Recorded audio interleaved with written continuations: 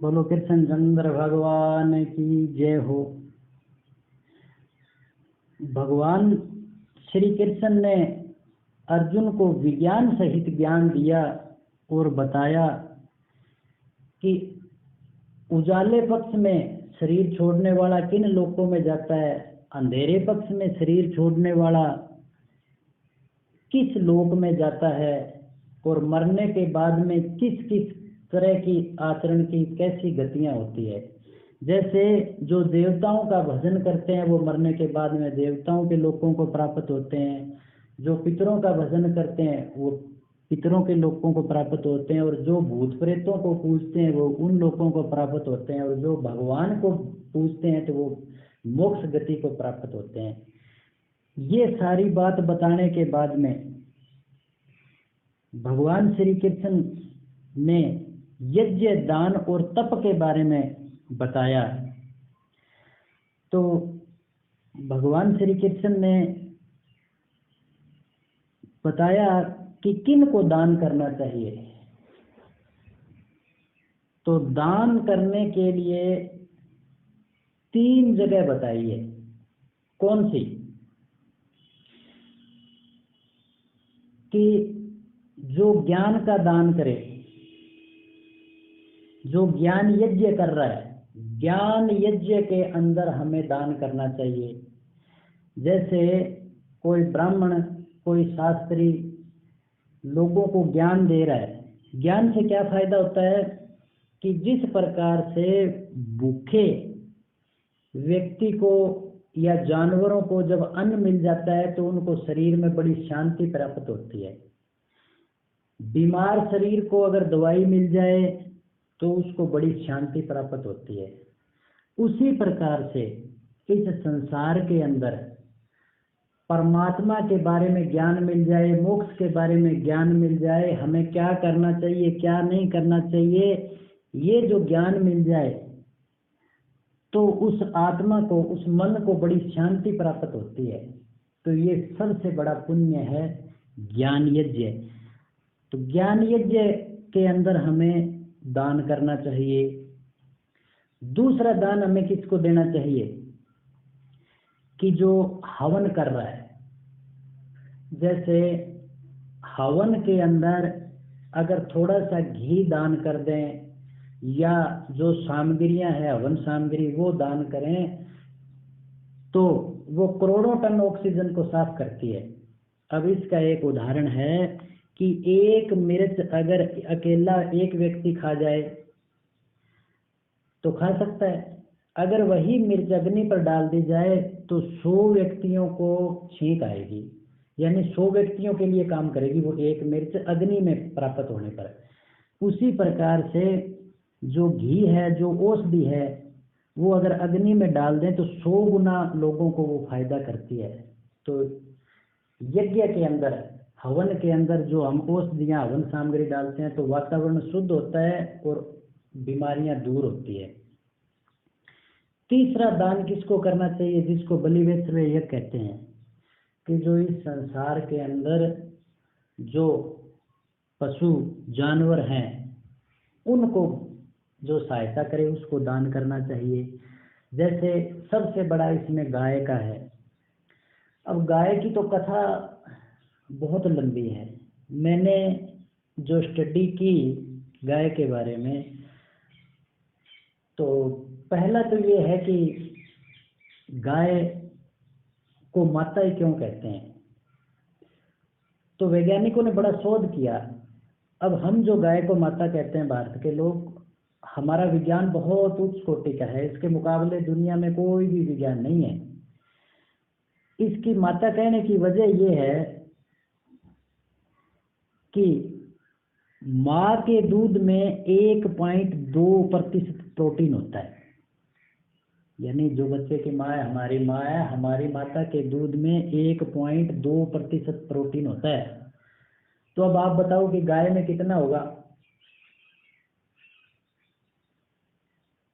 गाय के अंदर 3 गुना ज्यादा प्रोटीन होता है, यानी 3.3% प्रोटीन होता है माँ के दूध से ज्यादा। इसलिए गाय को माता का दर्जा दिया गया है। और और गाय के बारे में बताएं तो एक पूरा अध्ययन है।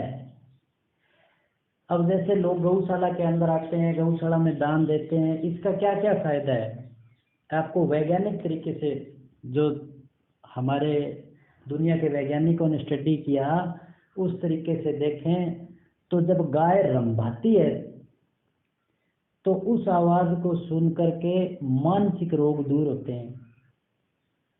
गाय को सहलाने से, गाय के पास जाने से मानसिक शांति मिलती है, बहुत रोग दूर होते हैं।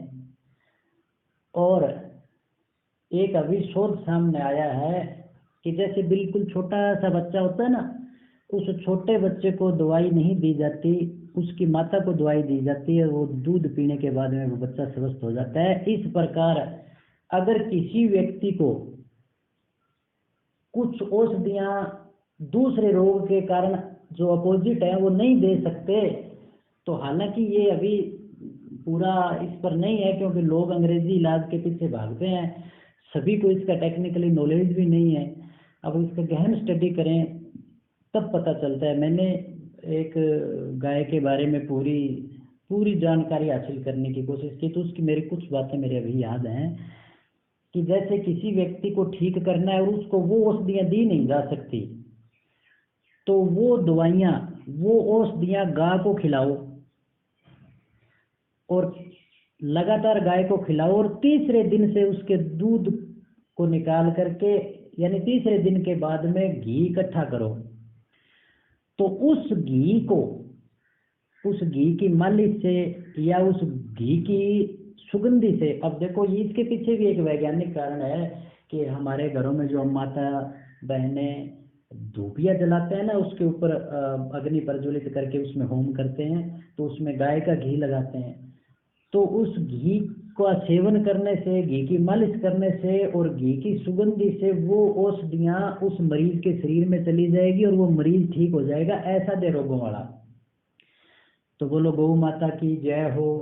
ये गौ माता के फायदे हैं और इसलिए गौशाला के अंदर सबसे ज़्यादा दान देना चाहिए।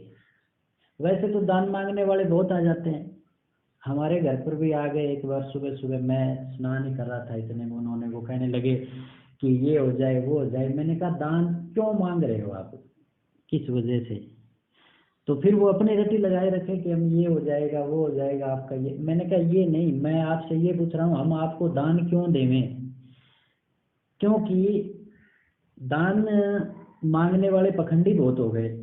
हमारा घर है जो गांव के बाहर पड़ता है, वहाँ पर एक बार गाड़ी वाले आए, उन्होंने भैंसे जोड़ रखे थे और वो इतने सूगले लोग थे कि वो स्नान ही नहीं करते थे, परंतु सुबह भगवान वस्त्र पहना और चले गए और शाम को वो मुर्गे वगैरह ऐसा खाना करना। तो वही लोग ऐसे मांगने के लिए आए। तो एक उसमें थोड़ा समझदार था, उसने कहा पंडित जी मेरे को तो पता नहीं है, आप बताओ। तो मैंने कहा कि दान 3 व्यक्तियों को देना चाहिए। क्या आप ज्ञान यज्ञ कर रहे हो?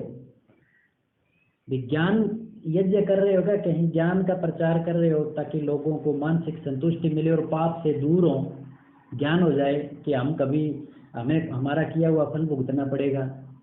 अब वो चुप, ज्ञान यज्ञ भी नहीं कर रहे, जैसे गीता ज्ञान यज्ञ होता है।